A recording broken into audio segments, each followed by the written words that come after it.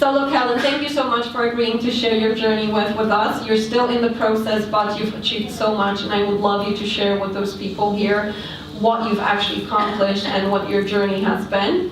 So first question I'd love to ask you, did you have any concerns before you started thinking into results? Absolutely.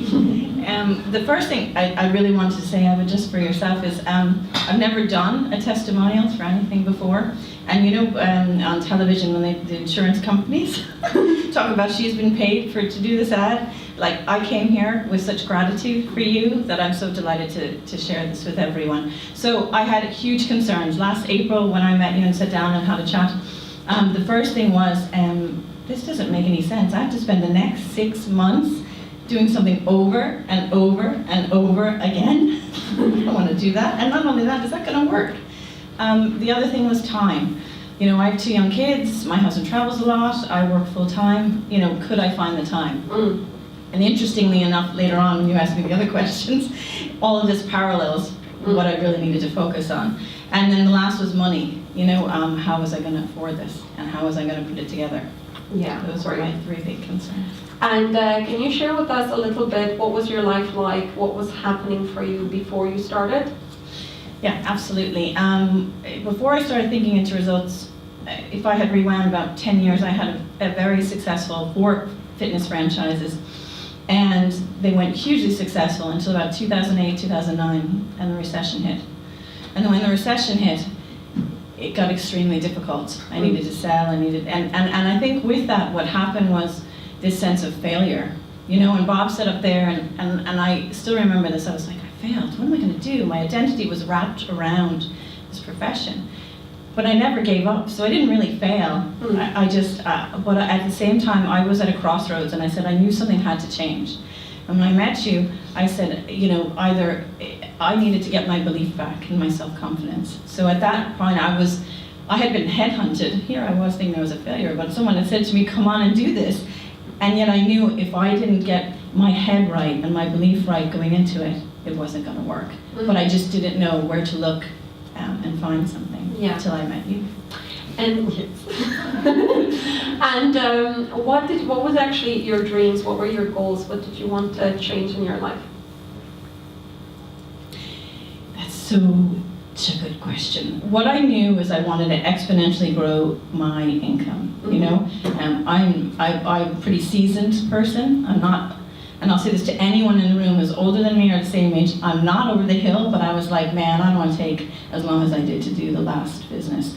So I knew I wanted to grow it fast. I also knew that I wanted to change things in my personal life, because as a result of the business, relationships were suffering. So I knew I had big goals, but reality is I wasn't sure exactly what they were, because I wasn't dreaming. I wasn't setting them anymore, because I didn't know where I was going. You lost the belief a little bit. Yeah, completely. And what do you think was actually, well, you kind of mentioned, what was stopping you from achieving that exponential growth and that multiplication of income and sorting out your personal life before you did the course? Yeah, I wasn't setting the goals. That's true. When I sat down and I did the first lesson, the lesson we all watched, I cried. I cried for about the first 5 minutes because I couldn't think of anything I wanted. What I wanted was my debt to go away. I wanted the houses to be sold. And I'm being very raw here right now because this is going on the internet. I just wanted to go away. I wasn't sure. I stopped dreaming. So I just wanted to believe in something again and reach the goals. That makes sense. Very good. And so you're still in the process, but a lot of good things have happened. So can you share with other people a few things that actually have happened for you and have changed? I actually can't believe you. It's like amazing. It's like magic. Okay, so I touched a little bit about there. Like a lot of other people, I had a few houses and a few situations, so I sold all the houses, but I'm in the process of purchasing a house where I want to be, in the town I want to be. People in the room kind of know that.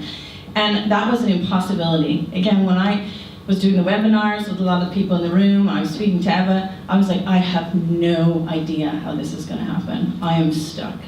And sitting in front of you now, I still it was like smiling, bananas, what do they say, banana smile? Did you say that? I can't believe that is actually happening. The other thing is I've doubled my income. And I had a certain six-figure that I wanted to earn, and even just as early as last week, because everybody says just have faith and let go, right? So I just said it's going to happen, I don't know.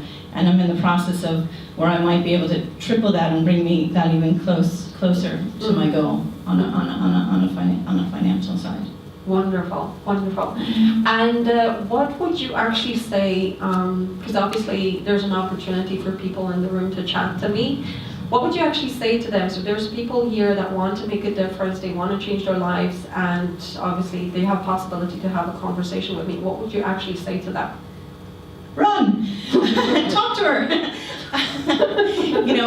I thought about this quite a lot when you and I were speaking, because I'm in a unique situation in that I think when I did my other businesses, we talked about this as unconscious competence. I did it and I didn't know how. Yeah. And then I needed to find it again. But even the people in the room that maybe have very set goals or didn't even think about the goals in a positive way, you didn't have half of the stuff that I went through. The only wish that I had was that I met you 20 years earlier, and you look very young and I'd be much younger.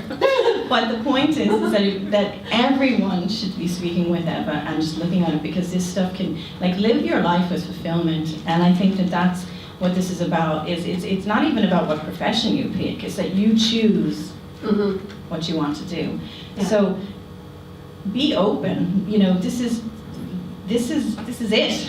There's nothing else behind it, and if you want something bad enough, you will make it happen. And I think you've given us a gift here, so anyone who's in the room owes it to themselves to just sit down and speak to you and see if it's something that this is right for them right now. Thank you. I really like what you said. I think I got that gift myself, and Bob got it from someone else, and it's kind of like passed down through generations. Even though we don't get these tools at school, we meet someone. We meet someone, and eventually it's kind of like, do I jump on board and study, or do I just move on and have the same life? So thank you so much. Thank you. Let's give her a clap.